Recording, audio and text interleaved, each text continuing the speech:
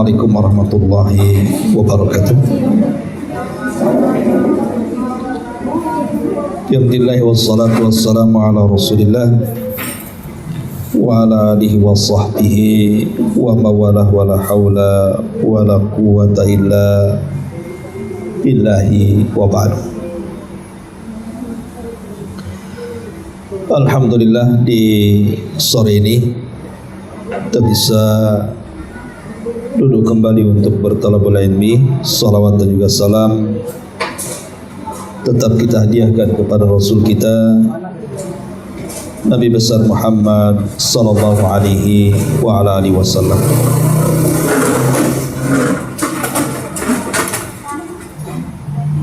Kajian di sore hari ini kembali kita meneruskan kitab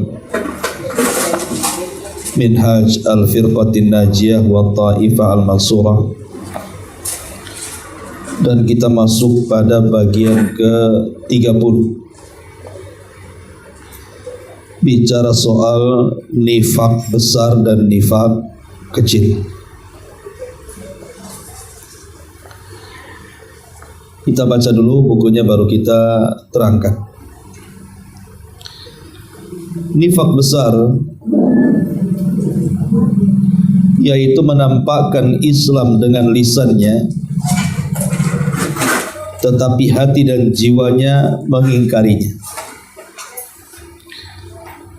Nifaq besar ada beberapa macam, diantaranya mendustakan Rasulullah sallallahu alaihi wasallam atau mendustakan sebagian risalah yang dibawanya. Dua, membenci Rasul sallallahu alaihi wasallam atau membenci sebagian risalah yang beliau bawa. Dan yang ketiga, merasa senang dengan kekalahan Islam atau membenci kemenangan agamanya. Orang yang melakukan nifaq besar ini akan mendapatkan azab lebih berat daripada orang-orang kafir. Dan bahayanya mereka disebutkan di dalam Al-Quran surah An-Nisa ayat 145, innal munafiqina fid darkil asfali minan nar.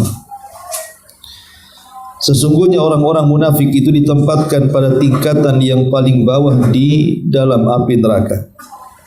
Karena itu di awal surah Al-Baqarah Allah menerangkan sifat-sifat orang kafir hanya 2 ayat, sedangkan orang-orang munafik dengan 13 ayat. Taib. Ma'asyiral muslimin wal muslimat rahimani wa rahimakumullah. Bicara tentang nifaq artinya bicara tentang orang-orang munafik. Terjadi silang pendapat di antara para ulama tentang kemunculan munafik dalam Islam. Kapan itu terjadi? Kenapa dalam Islam ini ada istilah munafik? Ada yang mengatakan bahwa munculnya orang-orang munafik itu ketika berada di periode Madinah. Jadi selama Nabi SAW 13 tahun di kota Mekah berdakwah tauhid, tidak ada orang yang namanya munafik. Di Mekah itu cuma ada 2, mukmin dan kafir saja. Terjadinya 3 kelompok mukmin kafir ditambah 1 munafik itu ketika periode Madinah. Ini satu pendapat. Pendapat yang kedua, bahwa kemunculan orang-orang munafik itu sudah ada di Mekah dalam bentuk sebagian orang yang murtad dari Islam, sebagaimana disebutkan dalam surah Al-Anfal ayat 49. Tetapi para ulama mereka cenderung berpendapat bahwa munculnya kemunafikan itu terjadi di kota Madinah. Kenapa demikian? Karena sebab munculnya munafik itu karena kekuatan kaum muslimin. Jadi ketika menguat kaum muslimin, kekuatan mereka, muncullah orang-orang munafik. Sebab kalau umat Islam ini lemah, tidak perlu ada munafik, terang-terangan aja kafir. Seperti yang terjadi di periode Mekah, itu kan kaum muslimin lemah, sehingga orang-orang kafir jelas-jelas mereka menyatakan dirinya kafir. Tetapi ketika Nabi SAW hijrah ke Madinah, kemudian terjadi perang perdana dalam Islam yang disebut dengan Perang Badar, dan kaum muslimin menang, sehingga kekuatan kaum muslimin diperhitungkan di kota Madinah. Disinilah kemudian muncul orang-orang munafik. Karena kalau mereka menjadi muslim dengan seutuhnya, mereka tidak suka dengan Islam. Tapi kalau mereka terang-terangan mengatakan kafir, akan diperangi Islam, terancam jiwa, keluarga dan hartanya. Makanya biar tidak diperangi Islam dan juga tidak betul-betul masuk Islam, maka dia berusaha berdiri di tengah-tengah. Zahirnya muslim, tetapi hatinya penuh dengan kekufuran. Dan yang pertama kali mentokohi munculnya munafik adalah seorang laki-laki yang bernama Abdullah ibn Ubay ibn Salul. Jadi ada tokoh namanya Abdullah ibnu Ubay ibn Salul. Itulah tokoh pertama yang menggerakkan munculnya gerakan orang-orang munafik di kota Madinah. Kenapa Abdullah ibn Ubay ibn Salul ini menggerakkan orang-orang munafik dan mempengaruhi orang-orang supaya menjadi munafik? Jadi sebelum kedatangan Nabi SAW dari Mekah ke Madinah, Abdullah ibn Ubay ibn Salul itu, yang notabene dia dari kabilah Khazraj, kabilah besar dari kabilah orang-orang musyrik sebelum masuk Islam. Jadi Abdullah ibn Salul ini termasuk piawai dalam mendamaikan semua permusuhan yang terjadi antar kabilah. Jadi ada kabilah musyrik di Madinah itu namanya Aus dan Khazraj. Kabilah Aus dan Khazraj ini tidak pernah akur, padahal satu buyut itu. Walaupun belakangan dua kabilah ini kemudian masuk Islam, yang disebut dengan Ansar, karena orang-orang Ansar ini terdiri dari dua kabilah, Khazraj dan juga Aus. Tapi sebelum mereka masuk Islam, dua kabilah ini suka perang tuh. Yang selalu mendamaikan apabila terjadi peperangan antara kabilah Aus melawan Khazraj ini adalah Abdullah ibn Ubay ibn Salul. Begitu juga apabila terjadi peperangan antara orang-orang Arab dengan orang-orang Yahudi, itu juga dia. Sehingga akhirnya dia digadang-gadangkan untuk menjadi pemimpin dua kabilah, Khazraj dan juga Aus. Tetapi ketika kemudian Nabi SAW datang dari Mekah ke Madinah dan dua kabilah ini masuk Islam, maka mereka mulai meninggalkan Abdullah ibn Ubay ibn Salul dan memilih untuk menjadikan pemimpin mereka adalah Rasulullah SAW. Di sinilah terjadi hasad. Jadi Abdullah ibn Ubay ibn Salul ini hasad kepada Rasul, karena merasa bahwa kedatangan Rasul itu menghancurkan cita-citanya untuk menjadi pemimpin Arab. Makanya kemudian Abdullah ibn Ubay ibn Salul ini, ketika dua kabilah yang dibawahinya itu masuk Islam, maka dia pun ketakutan kalau tetap di atas kekufuran. Dan boleh jadi mungkin pamor dia pun akan hilang. Dari situlah dia berpura-pura masuk Islam. Berpura-pura masuk Islam dalam rangka menghancurkan Islam dari dalam. Lah dari sejarah inilah muncul istilah nifaq. Karena Abdullah ibn Salul itu pura-pura masuk Islam, nampak zahirnya Islam, lisannya mengucapkan dua kalimat syahadat, badannya juga ikut salat, ikut jihad, ikut sedekah dan begitu seterusnya apa yang dilakukan orang Islam. tetapi hatinya penuh kebencian dengan Nabi. Makanya muncul istilah nifak ataupun orang yang disebut munafik. Karena nifak itu diambil dari kalimat nafak. Nafak itu semacam, ya bahasa kitanya terowongan, yang kalau kita masuk dari sebelah sini keluar sebelah sana. Jadi munafik itu masuk Islam dengan lisannya, tapi keluar dari Islam dengan hatinya. Makanya disebut nafak, terowongan, masuk dari sini keluar dari sana. Masuk dari lisannya karena dia mengucap 2 kalimat syahadat, tetapi dia keluar dari Islam dengan hatinya karena dia tidak redha dengan ucapannya. Dia membenci dengan ucapan itu. Ma'asyiral muslimat yang dimuliakan Allah Azza wa Jalla, inilah sejarah singkat kenapa munculnya orang-orang munafik. Dan sejak itulah orang-orang munafik menjadi musuh dalam selimut yang susah untuk dikalahkan. Dari sini musuh yang paling bahaya itu dibandingkan orang kafir adalah orang munafik. Sebenarnya sama-sama kafir. Orang kafir ya kafir, orang munafik juga kafir. Cuman bedanya orang kafir itu terang-terangan dengan kekafirannya, orang munafik itu membungkus kekafirannya dengan keislamannya. Makanya untuk memberantas orang-orang munafik di zaman itu sangat sulit sekali. Sampai-sampai Nabi SAW baru mendapatkan nama-nama orang munafik itu setelah dapat wahyu. Kalau Nabi SAW tidak dapat wahyu, mungkin Rasul tidak tahu mana munafik, mana sahabat. Tapi yang jelas sahabat bukan munafik, munafik bukan sahabat. Itu 2 orang yang berbeda. Ketika Abdullah ibn Ubay ibn Salul membuat ulah di Madinah sampai menghina Nabi SAW dan para sahabatnya, maka Umar bin Khattab sempat menawarkan diri untuk menebas lehernya.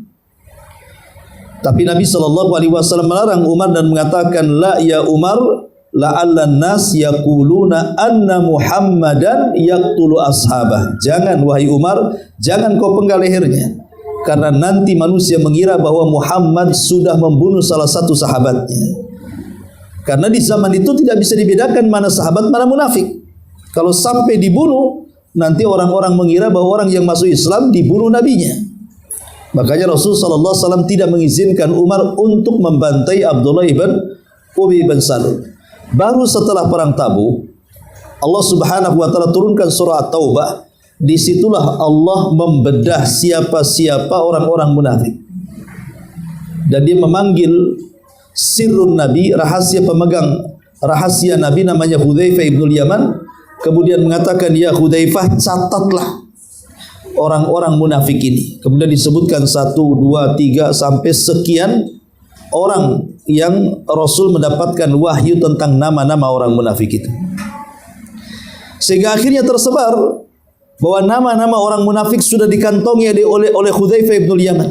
Dan satu-satunya sahabat yang memegang rahasia Rasul, Hudzaifah itu.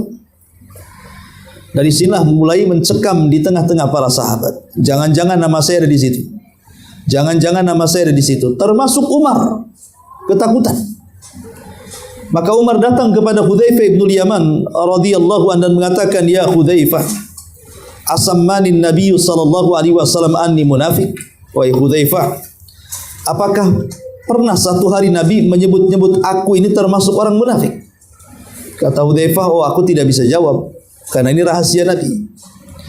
Tetapi Umar mendesak, akhirnya Hudzaifah pun menjawab dengan syarat hanya Umar saja yang akan diberitahu, yang lain tidak. Maka Hudzaifah mengatakan, tidak wahai Umar, Rasul tidak menyebut dirimu seorang munafik. Begitulah ketakutan para sahabat Nabi SAW, jangan sampai mereka terkena sifat nifak. Sampai ada seorang sahabat namanya Handalah.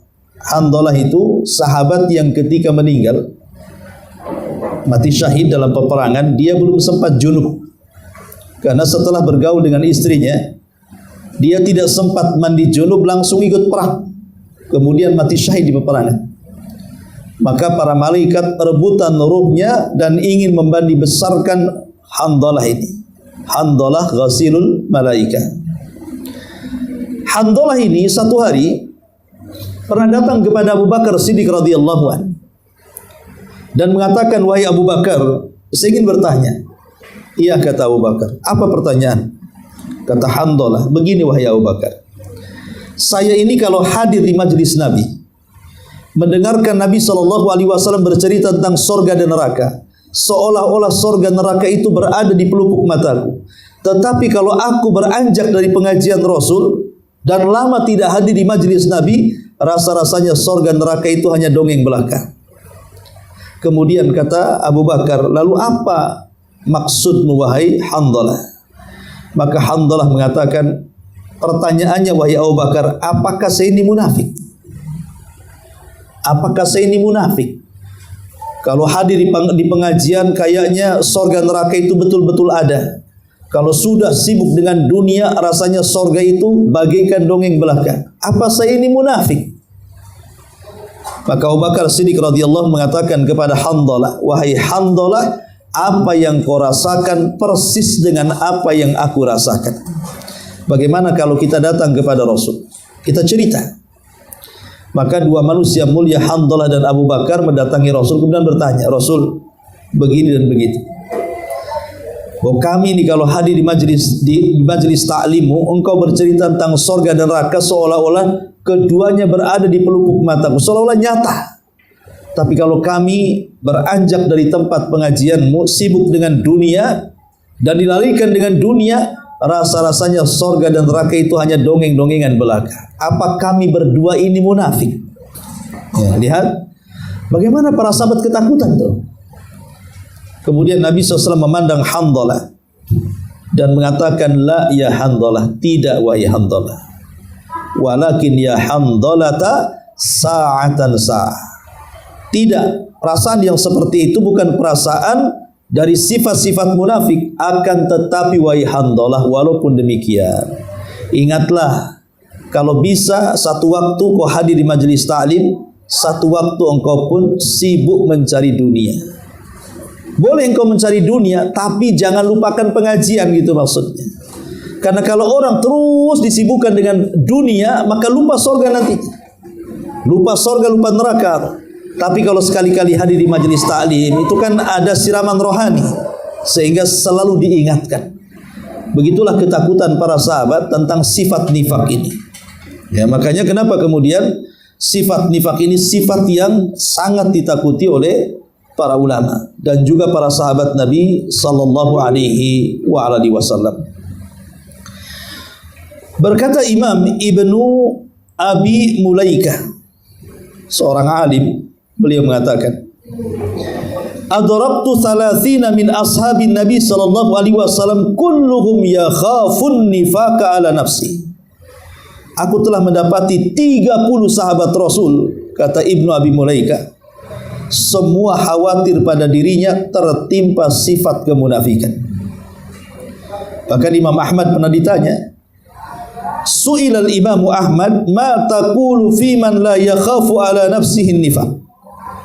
Imam Ahmad pernah ditanya, apakah yang engkau katakan pada orang-orang yang tidak khawatir pada dirinya ada kemunafikan? Maka beliau menjawab, wa man ya'man ala nafsihi nifaq. Apa ada yang merasa aman dari sifat kemunafikan? Apa ada orang yang merasa aman? Tidak ada orang yang merasa aman. Semua pasti terjangkit dengan sifat itu. Makanya kemudian Hasan Al-Basri rahimahullahu ta'ala sampai menyebutkan orang yang tampak pada dirinya sifat kemunafikan dari sisi amal, maksudnya bukan keyakinan, maka ia disebut munafik.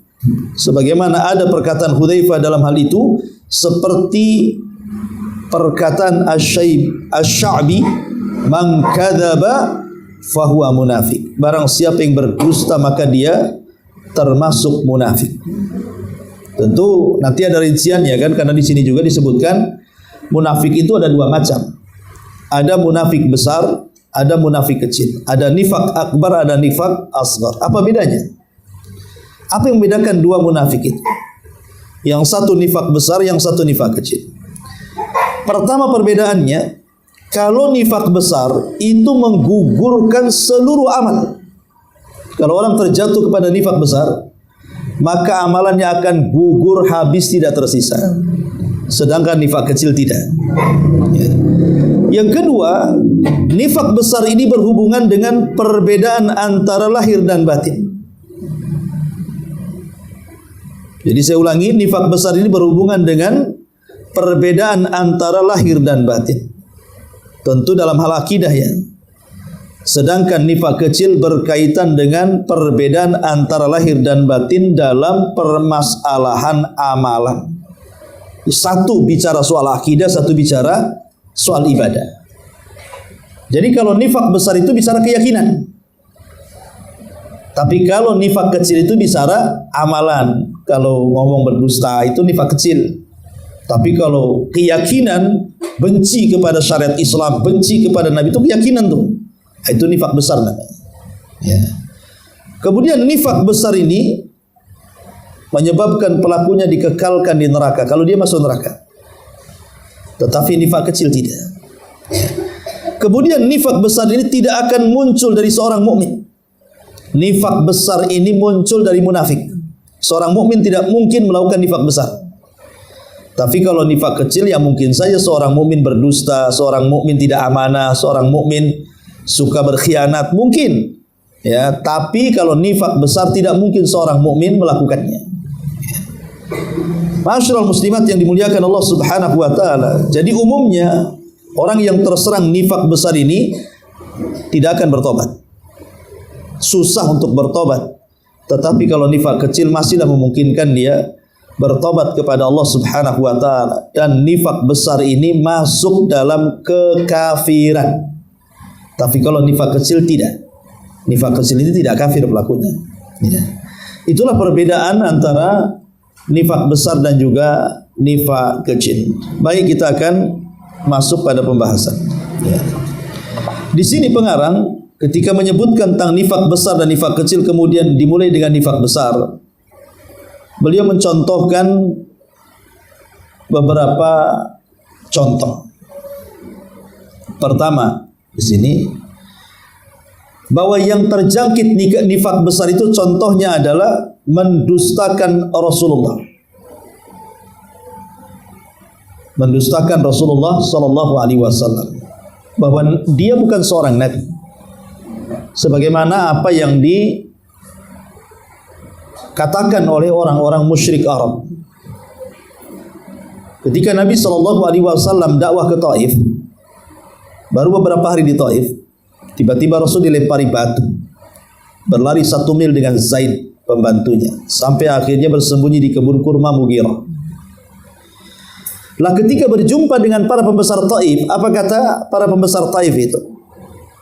Kenapa yang diutus Nabi bukan orang-orang terpandang seperti Abu Jahal, seperti Umayyah, seperti Al-Walid? Kok kamu pula katanya?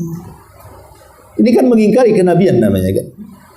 Lah mengingkari kenabian ini masuk dalam cabang-cabang munafik besar. Ya, jadi yang pertama itu tidak mengakui atau dengan istilah lain mendustakan Rasulullah. Tidak yakin bahwa dia seorang nabi. Tidak yakin kalau dia seorang rasul. Ini bisa kafir. Orang yang mengingkari keberadaan Nabi sallallahu alaihi wasallam seorang nabi dan rasul, maka tidak syak lagi dia kafir karena terjerumus kepada nifak akbar. Ataupun yang kedua, ataupun yang selanjutnya mendustakan sebagian risalah yang beliau bawa. Pertama mendustakan Rasul, yang kedua mendustakan sebagian risalah. Oke, mungkin dia yakin bahwa Nabi sallallahu alaihi wasallam itu nabi. Tetapi dia tidak yakin dengan ajarannya. Ada sebagian ajaran itu yang kemudian didustakan. Seperti yang terjadi kepada orang-orang ingkarus sunnah. Orang-orang ingkarus sunnah ini, orang-orang yang mengingkari sunnah Nabi SAW, baik mengingkari secara keseluruhan atau mengingkari secara sebagian, seperti mengingkari hadis ahad dalam perkara akidah dan begitu seterusnya. Ini masuk dalam cabang-cabang nifak akbar. Dan Nabi SAW sudah mengatakan 14 abad yang silam bahwa nanti akan muncul sebuah kaum yang hanya mengatakan, datangkan kepada kami kitab Allah, dan kami tidak perlu yang lainnya. dan mereka adalah para pengingkar sunnah. Dan banyak pemahaman ingkari sunnah di negeri kita ini. Orang-orang yang tidak mau mengakui sunnah Nabi SAW dengan alasan logika. Alasan logika apa? Nabi kan manusia, bisa salah. Kita juga manusia, bisa salah. Dia bisa salah, bisa benar, kita juga bisa salah, bisa benar. Maka sesuatu yang memungkinkan bisa salah, bisa benar, apa kita percayai ucapannya? Dari sinilah kemudian mereka pun tidak mengakui adanya hadis-hadis Nabi SAW walaupun jelas keluar dari lisan Rasul. Nah, ini termasuk nifak besar, mengingkari syariat atau sebagian syariat. Ya, ini yang kedua. Kemudian yang ketiga, kalau boleh saya bagi 6 sebenarnya, ini 3 poin ini dibagi 6. Yang ketiga, membenci Rasulullah. Kalau tadi mendustakan Rasulullah, sekarang membenci, tidak suka dengan Nabi. Kemudian yang nomor 4, atau membenci sebagian risalah yang beliau Nabi, yang beliau bawa. Dan ini yang banyak di masyarakat, yang membenci risalah yang beliau bawa. Dan kalau sampai membenci risalah yang beliau bawa, maka masuk dalam firman Allah Subhanahu wa taala, "Dzalika bi annahum karihu ma anzalallahu fa ahbatallahu bihi fa ahbatallahu a'malahum." Yang demikian itulah karena mereka membenci apa yang Allah turunkan kepada nabinya, maka dengan itulah amal-amal mereka akan dilebur Allah Subhanahu wa taala. Artinya mereka tidak memiliki pahala sama sekali. Seperti apa orang yang membenci apa yang dibawa Nabi SAW? Seperti orang-orang yang mereka membenci sunnah, membenci solat, buat apa solat, capek-capek saja. Membenci haji, buat apa haji, ngambur-ngamburkan uang saja. Membenci jilbab, cadar, buat apa panas-panas saja. Ya. Membenci ya sunnah-sunnah Nabi, hatta walaupun masalah-masalah remeh seperti cingkrang, siwak dan yang semacamnya. Kalau itu dibenci, maka dia telah menanamkan nifak akbar. Ya, itu nifak akbar, itu bahaya. Ya. Kemudian juga yang nomor 5, merasa senang dengan kekalahan Islam. Jadi kalau seandainya perang nih Israel dengan Palestina, kok Israel menang, Palestina kalah, oh senang. Senang sekali gitu. Kekalahan kaum muslimin perang itu dia senang, berarti dalam hatinya ada nifak akbar itu. Kok senang saudaranya dibantai? Senang saudaranya diperangi, senang saudaranya dibunuh, ya. Maka ini nifak akbar. Enggak boleh senang kita, justru sedih kalau seandainya orang Islam di belahan dunia mana saja melakukan peperangan seperti yang terjadi dengan Palestina, kemudian mengalami kekalahan, maka kita harus sangat sedih sekali. Sebab kalau kita bahagia justru kita ini munafik akbar. Kemudian yang nomor 6, yang terakhir, atau membenci kemenangan agamanya. Palestina menang, benci kita. Kenapa lah Palestina menang? Harusnya dia kalah kan. Nah ini kan nifak akbar ini. Lah ini contoh-contoh ya. Contoh-contoh nifak akbar ini disebutkan ada 6 macam. Pertama, mendustakan Rasulullah. Yang kedua, mendustakan sebagian risalah yang dibawa Rasulullah. Yang ketiga, membenci Rasulullah. Yang keempat, membenci sebagian risalah yang dibawa beliau. Yang kelima, merasa senang dengan kekalahan Islam. Yang keenam, membenci kemenangan agama Islam. Inilah yang kemudian disebutkan di dalam surah An-Nisa ayat 145, innal munafiqina fi darkil asfali minan nar. Sesungguhnya orang-orang munafik itu berada di intip neraka yang paling dalam. Munafik dengan kafir ini walaupun satu neraka. Kan munafik kafir juga sebenarnya, cuman dibungkus dengan keislaman saja. Dia kafir juga, sama-sama kafirnya, sama-sama nerakanya. Cuman karena neraka itu bertingkat-tingkat dan al-jaza min jinsil amal, balasan itu disesuaikan dengan amalannya. Karena munafik lebih bahaya dibandingkan orang kafir, makanya neraka orang munafik jauh lebih bawah dibandingkan neraka orang kafir, bahkan paling intipnya. Jadi kalau neraka itu dibuat tingkatan-tingkatan, yang paling rendah itu munafik. Itu yang paling bahaya. Kemudian di atas munafik itu murtad. Karena orang murtad ini sebelumnya dapat hidayah, dia memiliki kesesatan. Maka nerakanya di atas munafik. Baru setelah orang murtad ini, baru nerakanya orang-orang kafir asli. Ya, orang-orang kafir asli ya, seperti orang Majusi, Nasrani, Yahudi, memang kafir asli gitu ya, bukan pindahan. Nah, baru di atasnya orang-orang yang beriman yang bermaksiat kepada Allah Subhanahu wa taala. Itulah tingkatan-tingkatan. Artinya orang munafik itu paling bawah sendiri tingkatannya. Nauzubillah. Ya. Taib ma'asyiral muslimin wal muslimat rahimani wa rahimakumullah. Kemudian yang kedua di sini pun disebutkan tentang nifak kecil. Setelah beliau menyebutkan nifak besar, beliau menyebutkan nifak kecil. Kita baca dulu. Nifak kecil adalah nifak dalam perilaku dan perbuatan. Seperti seorang muslim yang memiliki satu karakter dan sifat sebagaimana yang dimiliki orang-orang munafik. Dan digambarkan Nabi. Kata Nabi SAW, ayatul munafik thalathun. Idza haddatsa kadzab, wa idza wa'ada akhlaf, wa idza tumina khan. Tanda-tanda munafik itu 3. Jika bicara, dia berdusta. Jika berjanji, dia tidak menepati. Dan jika dipercaya, dia berkhianat. Kemudian Rasul mengatakan, arba'un man kunna fihi kana munafikun khalisan. Wa man kanat fihi khaslatun minhunna kanat fihi khaslatun minan nifaq hatta yada'aha. Ada 4 perkara. Barang siapa di dalamnya ada 4 perkara ini, maka dia seorang munafik sejati.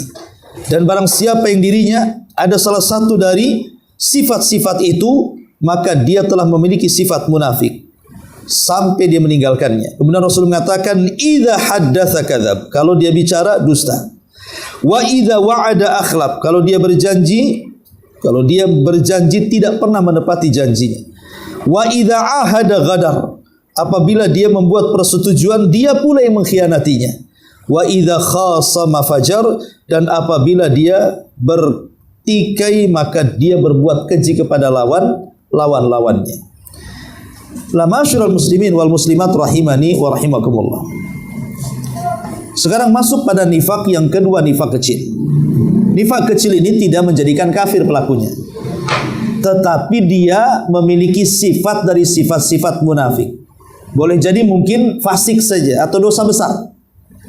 Jadi kalau terjerumus kepada sifat-sifat munafik ini yang sifatnya amalan bukan keyakinan, maka di bawah nifak besar. Kalau nifak besar kafir, tapi kalau nifak kecil ini ya dia telah melakukan dosa besar alias fasik. Ya. Apa saja sifat itu? Pertama, dusta. Idza kadzdzaba, idza haddatsa kadzab. Kalau dia berbicara maka dia berdusta. Ma'asyiral muslimat yang dimuliakan Allah Subhanahu wa taala. Bicara dusta ini, apakah semua dusta dilarang? Tidak, ya. Ada dusta-dusta yang dibolehkan. Sebagaimana hadis Nabi sallallahu alaihi wasallam, apa kata Nabi sallallahu alaihi wasallam ketika bicara soal dusta? Dari Ummu Kulthum bintu Uqbah radhiyallahu an, dia mengatakan, anna Nabiy sallallahu alaihi wasallam yurakhisu fi syai'in mimma yaqulun nas innahu kadzib illa fi thalathin. Kata Ummu Salamah, Ummu Kulthum bintu Uqbah, dia mengatakan, aku mendengar Rasulullah SAW bersabda, Nabi itu memberikan keringanan pada sesuatu yang dianggap manusia sebagai dusta pada 3 perkara. Ar-rajulu yuslihu bainan nas, seseorang yang hendak mendamaikan 2 orang yang bertikai. War-rajulu yakdzibu limra'atihi, seorang suami berdusta kepada istrinya karena keharmonisan. Kemudian yang ketiga, wal kadzibu fil harbi, ataupun dusta dalam peperangan. Dalam riwayat, dusta untuk menjaga kehormatan seorang muslim dari kejaran orang kafir. Jadi kata Nabi SAW, tidak semua dusta itu alamat dari alamat nifak. Ada dusta yang dibolehkan. Seperti kata Rasulullah, pertama, al-islah bainan nas, dusta dalam rangka untuk mengislah di antara 2 saudara yang sedang bertengkar. Ibu punya saudara bertengkar nih, umpamanya adik dengan kakak bertengkar, maka kita boleh berdusta. Kita mengatakan kepada si A begini, kepada si B begini, tujuannya cuma satu, supaya damai. Maka berdusta untuk perdamaian itu dibolehkan. Ini yang pertama. Yang kedua, atau berdusta dalam rumah tangga, maksudnya untuk keharmonisan. Seorang suami berdusta, makanan istrinya enak padahal tak enak. Ya, atau seorang Istri berdusta kepada suami, dibilang ganteng padahal celeng. Ataupun mamanya berdusta soal pakaian. Pokoknya intinya boleh berdusta dalam rumah tangga itu dalam rangka keharmonisan. Tapi kalau berdusta yang menimbulkan permusuhan, itulah tidak boleh. Pemain istri cerita sama suami, bang, saya setiap lewat di rumah tetangga itu suaminya nengokin aku terus. Dia berdusta tuh. Apa nggak marah suaminya? Bisa dilabrak tuh tetangganya, kurang aja dia ganggu istri saya. Nah, ini berdusta seperti ini tak boleh. Itu bukan harmonis, itu ngajak musuhan namanya kan. Jadi berdusta dalam rumah tangga yang dibolehkan itu maksudnya setakat hanya untuk keharmonisan saja, tidak ada masalah. Kemudian yang ketiga berdusta yang dibolehkan itu dalam peperangan, maka boleh dalam peperangan itu berdusta. Karena Rasul mengatakan al-harbu kaid. Peperangan itu tipu daya, yang penting menang intinya. Ya, ketika perang itu mau dusta mau apa terserah, yang penting menang. Karena perang itu sendiri tipu daya, ya. Atau dalam riwayat berdusta untuk menyelamatkan kehormatan seorang mukmin. Kita punya tetangga sebelah kiri muslim, sebelah kiri, sebelah kanan kafir. Cekcok dua orang ini. Kemudian si kafir ini karena preman bau golok membunuh tetangga kita yang muslim. Kemudian kita sembunyikan di rumah kita. Kemudian kita katakan gak ada dia. Padahal ada di rumahnya. Boleh untuk menghargai nyawa seorang muslim. Nah, itu namanya boleh. Ya. Atau berdusta dalam bentuk tauriyah.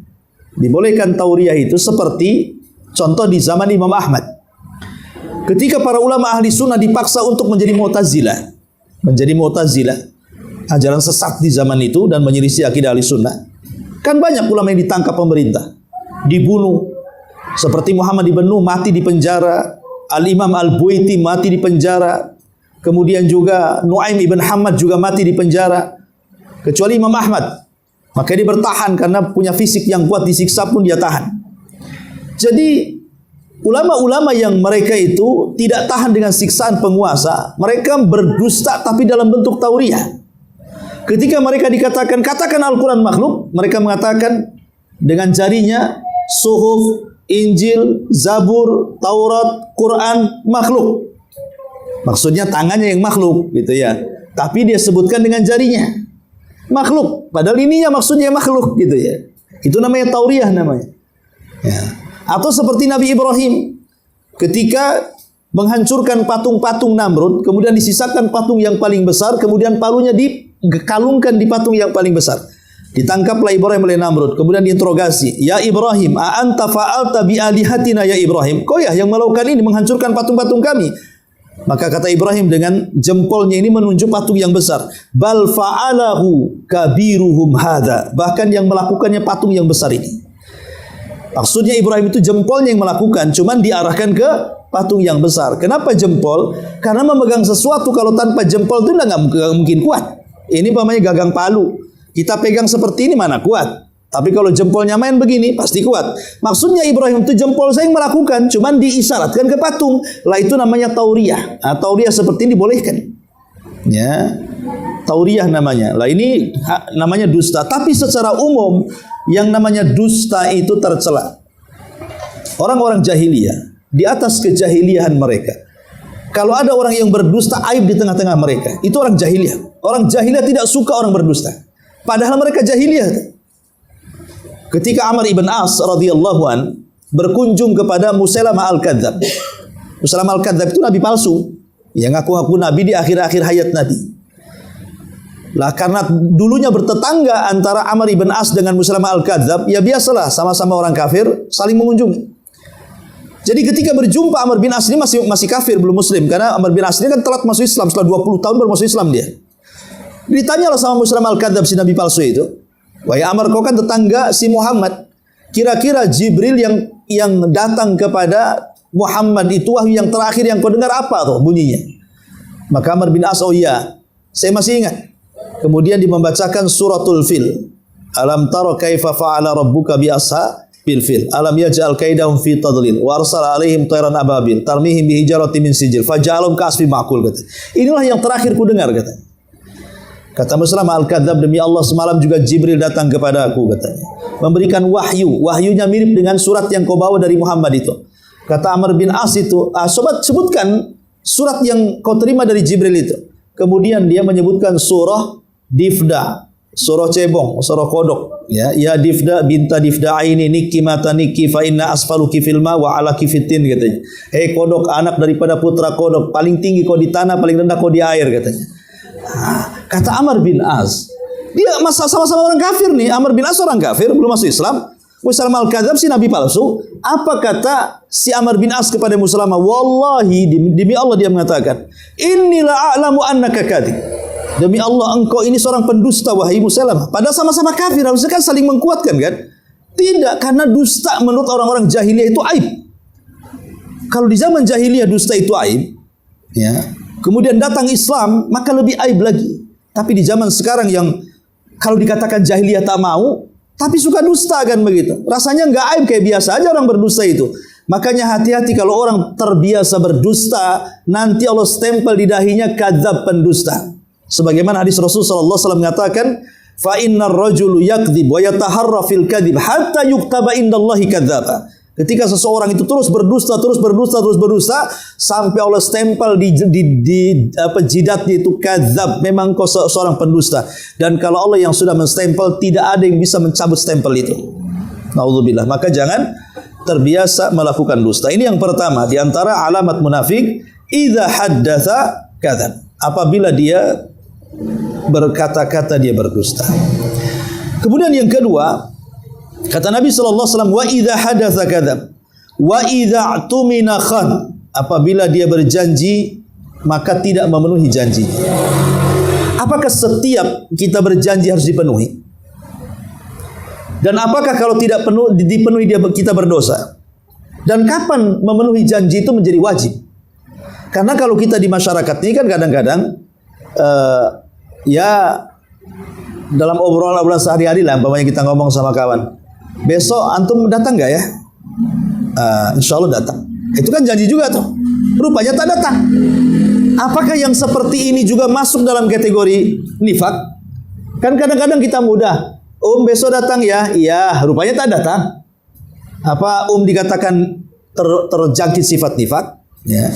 Al-Imam Al-Qurtubi rahimahullahu taala menjelaskan, apakah semua janji harus ditepati dan apakah hukumnya wajib? Kata beliau tidak.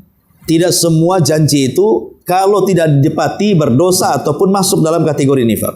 Ya. Kecuali kalau janji tidak ditepati, kata beliau, merugikan orang yang berjanji. Jadi kedatangan kita itu merugikan dia. Dengan ketidakhadiran kita sehingga merugikan orang itu, itulah yang disebut dalam hadis ini. Ya. Namanya sangat merugikan. Kemarin udah janji, kenapa tak datang? Akhirnya saya begini. Kan rugi tuh. Kalau ada kerugian, kok kita kemudian tidak menepati janji, itulah yang dimaksud hadis ini. Dia termasuk nifak. Ya. Tapi kalau tidak ada apa-apa, ya kita berhusnudon saja, nggak ada masalah. Mungkin itu mungkin lagi sibuk lah. Teruskan aja acaranya, nggak ngaruh kok. Kedatangan dia pun nggak ngaruh, datang nggak ngaruh. Nah, itu kan nggak ada masalah. Ya, tapi kalau kedatangannya dan ketidakhadirannya mempengaruhi, bahkan merugikan, itulah masuk dalam kategori kalau dia berjanji dia berkhianat. Ya, maka lihat kalau kita janji, sekiranya kita tidak datang dia rugi, jangan berjanji. Kalau sampai dikhianati masih nanti masuk dalam kategori alamat dari alamatun nifaq. Ya, ini yang kedua juga. Kemudian juga yang ketiga, wa idza khasama ghadar. Apabila dia bertengkar, dia berbuat jahat dengan lawannya. Maksudnya begini, kita ini terkadang punya musuh. Tetapi kalaupun seandainya musuh berbuat jahat kepada kita, jangan melampaui kejahatan dia kepada kita. Karena itu sifat nifak namanya. Dia menggibah kita, ya, tapi kita lebih parah lagi, sudah menggibah, mengadu domba dia pula. Jadi kejahatan itu boleh kita balas, tapi dengan kejahatan yang sama. Tapi kalau lebih, itu sudah berbuat jahat namanya. Makanya Allah mengatakan, fajaza'us sayyi'ah sayyi'atun misluha. Balasan orang jahat itu kejahatan yang semisal. Boleh kita berbuat jahat, tapi jangan melebihi kejahatannya. Ada kawan atau musuh kita mengatakan, oh dasar kamu anjing. Kan sering di masyarakat itu ngomong kasar dengan menyebut binatang. Oh dasar anjing kamu. Ya. Boleh nggak kita membalas dia? Boleh. Tapi sebatas dengan kata-kata dia yang kita balikan, engkau yang anjing. Titik sampai di sini. Karena dia nyebut satu anjing, maka kita katakan anjing. Jangan ibu tambah dasar anjing, buaya, babi, apa semua disebutkan. Lah ini sudah menambah-nambah namanya. Kejahatannya satu, dibalasnya banyak binatang. Lah itulah apabila bermusuhan, lah itulah ghadar. Dia berbuat jahat dia. Jadi jahatnya satu kali ke kita, kita pula jahat berkali-kali. Maka tidak boleh. Dan sebaik-baiknya orang yang berbuat jahat kepada kita tentu kita memaafkan. Yaitu sebaik-baiknya. Kalaupun tidak bisa memaafkan, jangan dibalas. Ya. Nah ini termasuk juga alama an-nifaq. Idza khasama ghadara. Ya, apabila dia bermusuhan, dia berbuat jahat ya. Artinya melampaui kejahatannya dari kejahatan orang lain kepada kita. Nah ini diantara alamat-alamat an-nifaq yang disebutkan di sini. Kemudian di sini juga wa idza ahada ghadara. Wa idza akhada, apabila membuat persetujuan maka persetujuan dia batalkan, seperti dalam jual beli. Ya, janji mau beli taunya tidak gitu ya. Atau dalam acara-acara tertentu yang sifatnya muamalah, kemudian dia pun mengkhianati muamalah tersebut. Lah ini disebut alamat-alamat munafik yang kecil. Wallahu alam. Lama-lama silau juga. Ya. Jam berapa ini? Ya, sampai di sini saja kita buat tanya jawab. Silakan. Ya, alhamdulillah. Taqiyah dengan tauriyah itu berbeda. Sebab taqiyah itu menyembunyikan akidah sesat dan dia tidak mengaku untuk menyebarkan kesesatannya. Itu disebut taqiyah. Ya, orang Syiah itu pandai dia. Dia menyebarkan kesesatan tapi dibungkus dengan taqiyah. Dia tak ngaku. Padahal betul gitu ya. Itulah nifak, orang munafik seperti itu. Dia menyebarkan kesesatan tapi mengaku-ngaku ahli sunnah. Oh, ini ajaran ahli sunnah. Padahal ajaran Syiah. Ya. Itulah taqiyah. Kalau tauriyah ini beda. Tauriyah ini kan dalam kondisi-kondisi terancam dia. Seperti kisah tadi ulama-ulama zaman kan terancam jiwanya sehingga harus tauriyah. Ibrahim juga terancam jiwanya sehingga harus tauriyah. Kalau taqiyah tidak. Taqiyah itu memang betul-betul dia menyembunyikan ajaran sesatnya, membungkus dengan kebenaran padahal isinya kebatilan. Itulah taqiyah namanya. Wallahu a'lam. Tidak, alhamdulillah tentang masalah itu. Seseorang itu kan paling tahu maslahat dan madarat. Maslahat dan madarat. Kalau maslahatnya lebih besar daripada madaratnya, ceritakan. Tapi kalau madaratnya lebih besar daripada maslahatnya, tak perlu diceritakan. Atau madaratnya 50%, maslahatnya 50%, maka itu masuk dalam kaidah darul mafasid muqaddam ala jalbil masalih. Mencegah adanya kerusakan lebih baik dibandingkan mengambil manfaat. Ya. Terkadang memilih dua hal yang sama-sama buruk. Dua-duanya buruk. Menceritakan juga tidak bagus, tidak diceritakan pula tidak bagus. Dua-duanya kena, mundur kena, maju kena, ya kan? Lah kalau yang seperti ini, orang-orang ini harus pandai menimbang maslahat dan madarat. Contoh namanya orang diajak untuk melakukan maksiat, sebuah kemungkaran, sebuah bid'ah ataupun apa namanya ya. Kita tidak mau hadir di situ. Tapi kalau kita jelaskan, marah pula dia. Akhirnya kita berdusta. Dengan mengatakan, afan, anak ada acara, padahal tidak ada acara. Lah, alasan saya ada acara pada tidak ada acara itu dalam rangka menimbang. Karena dosa dusta tidak lebih besar daripada dosa acara kemaksiatan yang di situ. Itu namanya mengambil dua madarat yang paling ringan kita ambil. Nah, seperti itu. Dan ini masuk dalam kaidah usul fikih, idza ta'addada adadul mafasid yurtakabu adna minal mafasid. Kalau ada dua kerusakan dan kita tidak mungkin harus memilih, harus meninggalkan keduanya, tapi justru harus memilih keduanya, maka ambillah yang paling rendah kerusakannya. Yang paling rendah kerusakannya yang mana? Ini kalau saya nggak berdusta, nanti saya terpaksa ikut. Kalau saya berdusta, maka dosa juga. Tapi ditimbang dosa dusta dengan dosa hadir, besar mana? Jadi itu namanya mengambil yang paling ringan kerusakannya. Dan itu dibolehkan oleh para ulama seperti ini. Ya, tetapi tentu kalau mau terus terang dari itu masalahnya jauh lebih besar, ya lebih baik lagi. Tapi kalau ini masalah aib, tidak layak diceritakan, tidak pantas diceritakan, cukuplah saya yang tahu dengan si Anu umpamanya, ya tidak perlu ceritakan. Dan kalau keluarga mendesak pun tidak usah dijawab. Emang kenapa kalau nggak dijawab? Kalau nggak dijawab kenapa emangnya? Dipukul dia atau disiksa sampai dia buka mulut gitu kan? Nah, kan nggak juga kan itu. Nah, cuman kadang-kadang orang kepancing karena sering ditanya, mungkin jengkel akhirnya jawab kan? Ya sebaiknya sih pandai-pandai mengambil mana yang paling rendah kerusakannya. Wallahu a'lam. Ya sampai di sini saja, mungkin nggak paham saya ini. Silo kali. Subhanakallahumma bihamdika asyhadu an la ilaha illa anta astaghfiruka wa atubu ilaik. Allahu ta'ala alam. Assalamualaikum warahmatullahi wabarakatuh.